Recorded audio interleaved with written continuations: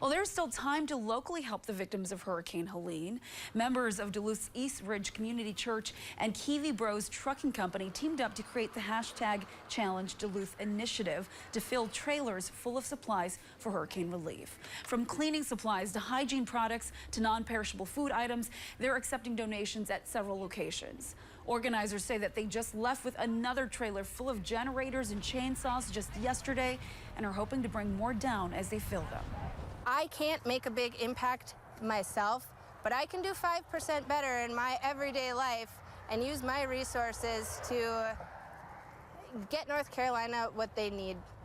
As of right now, the supplies are only going to the Carolinas for Hurricane Helene. They have not made plans yet for Hurricane Milton victims. If you'd like to donate, you can drop off items at any of these 4 sites: Kiwi Bros Trucking, East Ridge Community Church, Pike Lake Golf and Beach Club, and Firestone Complete Auto Care. They'll be collecting items through Sunday.